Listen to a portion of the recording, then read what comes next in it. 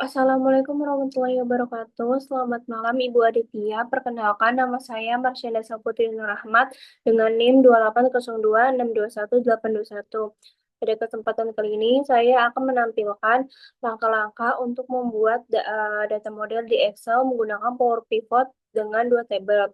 Di sini saya sudah ada dua tabel. Pertama ada data pelanggan sama domisili, di mana keduanya sama-sama punya nomor pemesanan yang nanti akan digunakan sebagai kolom relasi.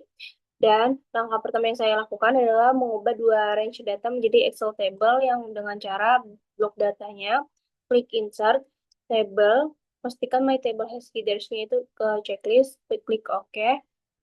Lalu selanjutnya rename sesuai dengan nama tabelnya.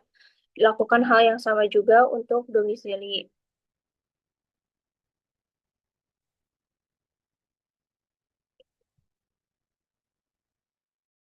Selanjutnya, kita akan masukkan ke dalam Power Pivot si tabelnya yang sudah kita range tersebut dengan Power Pivot to data model. Cuma ini hanya satu sheet saja yang masuk.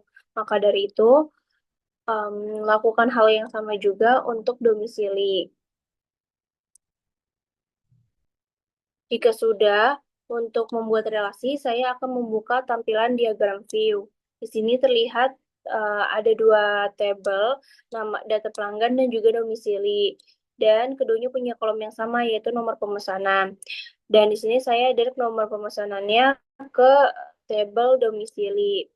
Dan relasinya otomatis one to one atau one to many, tergantung dengan datanya, karena prinsipnya sama, yaitu Excel menghubungkan baris berdasarkan nomor pemesanan. Untuk membuat pivot table-nya, saya kembali lagi ke Excel, kemudian klik Insert, Pivot Table. Di sini jangan lupa untuk pilih yang From Data Model, karena kan kita tadi sudah memasukkan kedua tabel itu ke data model. Nah, dari situ kita bisa new worksheet aja pilihnya, biar lebih clear juga isinya. Namun itu bisa disesuaikan dengan kebutuhan. Karena tabelnya sudah terhubung, saya bisa ambil field dari dua tabel sekaligus. Misalnya di sini kan sudah jelas ada dua tabel. Misalkan domisilinya itu ada di rows dan juga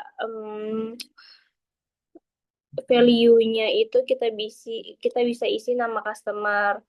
Dengan ini kita bisa mengetahui bahwa peserta yang berasal dari domisili mana saja itu berapa banyak jumlahnya.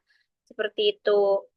Dan di sini Excel otomatis menggabungkan dua tabel tanpa kita harus perlu VLOOKUP kembali.